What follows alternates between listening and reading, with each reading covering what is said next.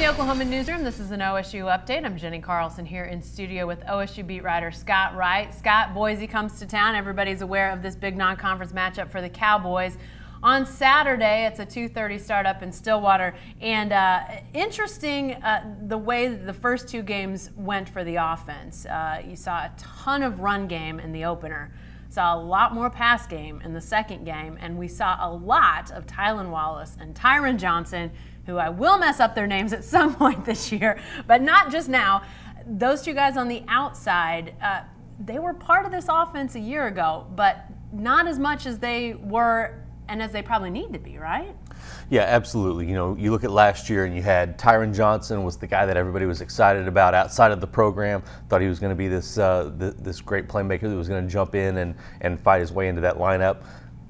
Of course, he had two future NFL guys in James Washington and Marcell Aitman blocking his way into the lineup. So it was tough for him to find a rhythm. He had moments where he really stepped up. James Washington had an injury against Oklahoma, and he was able to come in and have a really big game there. Had a couple of moments like that where he really stepped into the moment and shined, but he wasn't able to really excel or get a rhythm. Tylan Wallace was a true freshman a year ago.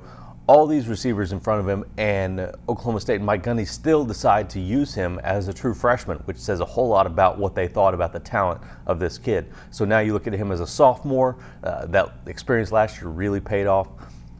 Tyron Johnson has the lanes cleared out for him. Now he's in the starting lineup, and they need these two guys on the outside, even though they're not big 6'2", 6'3" guys like you would hope to have on the outside of an offense like this. They're still guys that are going to be looked at as playmakers, and we got to see a little bit of that finally on Saturday. Definitely did. And Scott, you know, a lot of this is going to be predicated on defenses. There's going to be times when OSU is going to pass when they're saying they can't, and vice versa. But with the running backs that Oklahoma State has, Justice Hill, you know, J.D. King, L.D. Brown, I got those names right, by the way, Chuba Hubbard. I mean, some teams are going to say we're going to take away that run. Yep.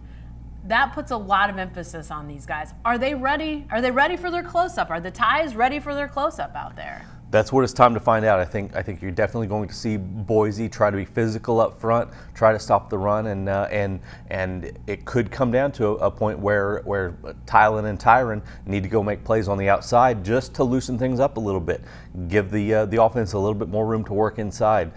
You know, Oklahoma State loves those slot receivers in Jalen McCleskey and Dylan Stoner. It's hard to get those guys involved over the middle whenever everybody's crowding the box. So you obviously can't run the ball the way that you would want to with all of those talented running backs if everybody's up around the low line of scrimmage either. So they're going to need, you're going to find, for one, those guys are going to find themselves in a lot of one-on-one situations because of everybody creeping up toward the box. So when they're in one-on-one situations, they've got to go make plays. They did that against South Alabama. They've got to keep doing that against more talented, more athletic cornerbacks and defensive backs that they're going to see throughout the year.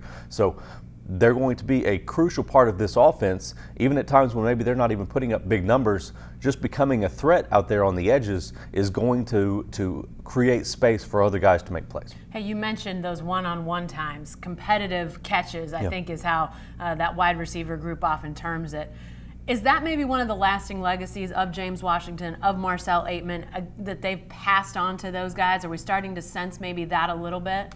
Yeah, absolutely. You know, Tylan Wallace talked about looking at James Washington being another small guy. I mean, Tylan's actually an inch or two taller than James was, but he looked at what he did to use his body and get in position to make catches and go up and get the ball, and we've already seen some of that from him in these first two games. He had a catch at the back of the end zone against Missouri State that he actually ended up going out of bounds just barely on. Then he had a fade on the first touchdown of the game against South Alabama that he caught that was a competitive catch going up and going over the defensive back to make that play.